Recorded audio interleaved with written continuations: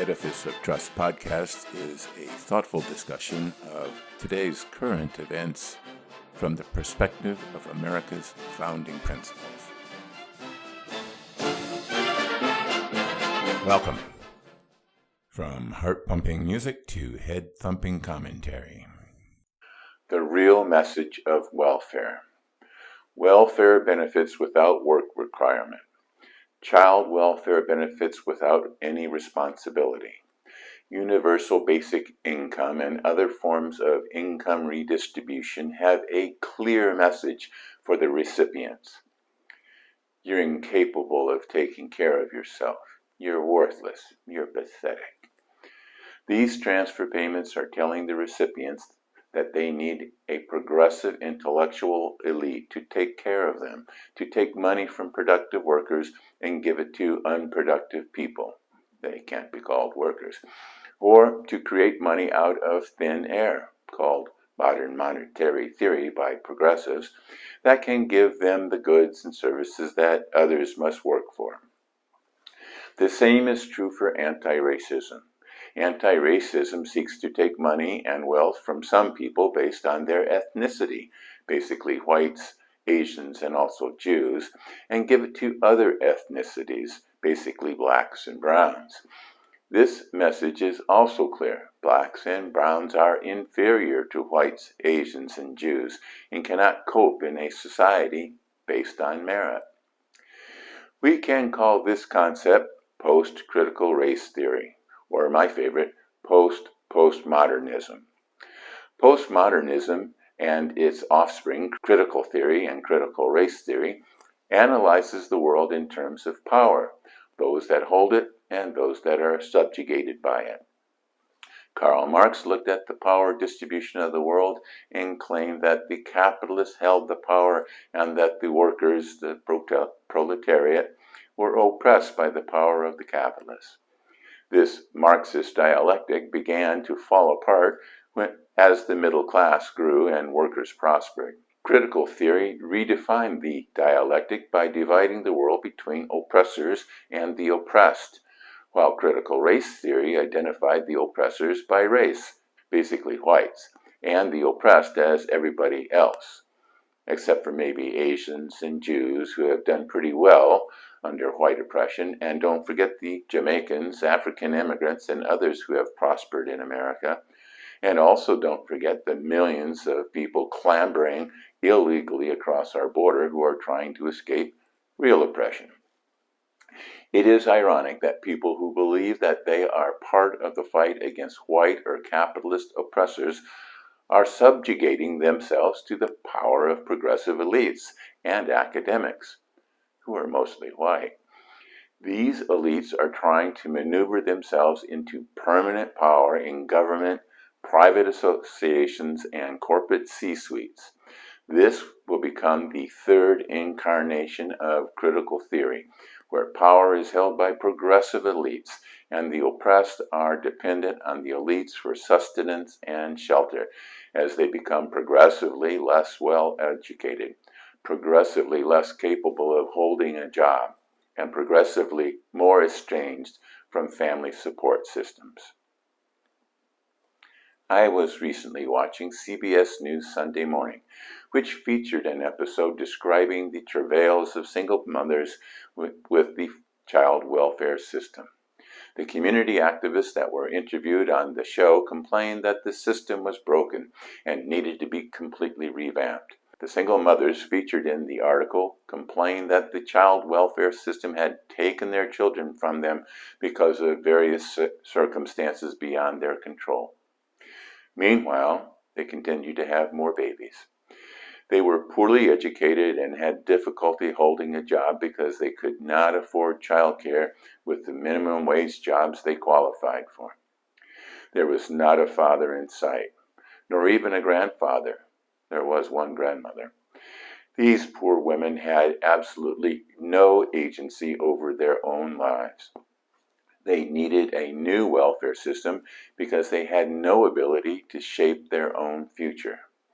This is the future that the progressive elites and academics have in mind for all of us. Americans should be angry that these elites have so little respect for the ability of Americans to take care of themselves. More than that, people of color should be furious that these elites hold them in such contempt that the elites believe that they have the right to dominate people for their own good. This is insulting. That's the real message of the Leviathan that the American welfare system has become. You are not capable, so we are going to run your life. Ponder that while you watch a brief message. Don't forget that my Edifice of Trust books, Principled Policy, Edifice of Trust 2nd edition, In Defense of Principle, and The People's God are available on Amazon, Barnes & Noble, and iBooks. Thank you.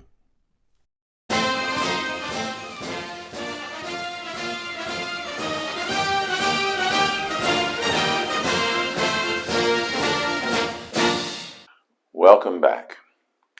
The premise of the progressive elites and the academics is patently false. People can take care of themselves.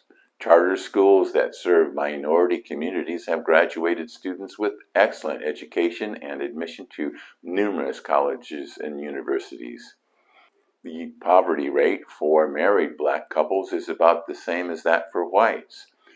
People can overcome adversity. They may need some help, but more than help, they need a pathway. The Sunday Morning Story noted that the administration of our welfare system costs $30 billion a year. Welfare administrators benefit from people being on welfare. Not only being on welfare, but staying on welfare. And also for the expansion of the welfare system, which will require the hiring of more welfare administrators. It is just like the teachers' unions pushing for smaller and smaller classrooms to require the hiring of more and more union member teachers, even though the academic results show no improvement. And politicians love to expand the welfare system, even though there has been no improvement in the poverty rate since the inception of the war on poverty. Welfare benefits are no longer only for those in dire need of public assistance. It was expanded to those in some need of public assistance, and further to people slightly inconvenienced by the necessity to pay money to purchase goods and services. And thanks to COVID, benefits are provided to those that do not even know how to spend the benefits provided, putting the money into savings instead. And now the Biden administration wants to make these COVID-related benefits permanent. The needs of all these recipients are as varied as the people in America. But all these recipients bear something in common. They are voters. The goal of welfare and benefits should be to get people off of welfare. Who would want to be on welfare? Americans used to be too proud to accept welfare. Helping people get off welfare wouldn't help the politicians, the welfare administrators, or the public employees union members very much, but it would be an enormous benefit to the former welfare recipients. People need to feel empowered. They need to build their human capital. That's worth a lot more than a welfare payment. It is very clear that the enormous American welfare system benefits politicians and public employees much more than the poor. The current welfare system actually promotes behaviors that make welfare necessary. These malignant behaviors arise from the rejection, mostly by the left, of the idea that America is a force for good and that Western civilization promotes behaviors that enhance the social contract of the society and promotes innovation and economic growth. Cultural relativism asserts the equality of all cultures and denies the possibility that some cultures may be superior to others. Progressives even go further and assert that Western culture and American society are bad or evil. Dysfunctional behaviors are not only tolerated, but glorified. Single mothers are made into heroines, even though the prevalence of single motherhood is one of the most destructive forces afflicting America at this moment. Hip-hop cultures glorifies violence and sex. Just look up what Grammy Award winner Cardi B's song WAP means. Add in gangsta rap and narco corridos, and you have cultures that destroy people. Get over cultural equivalency. Welfare policy should unapologetically promote traditional American middle-class values and be proud about it. School kids need to learn and follow the Institute of Family Studies sequence. Graduate from school, get a job, and don't have kids until you're married. Follow those 3 simple steps and you will probably not need welfare. Then all we have to do is break the stranglehold that public sector employees and teachers' unions have on progressive public policies that are keeping kids uneducated and people poor so that they can get fat paychecks for life. Thank you for watching.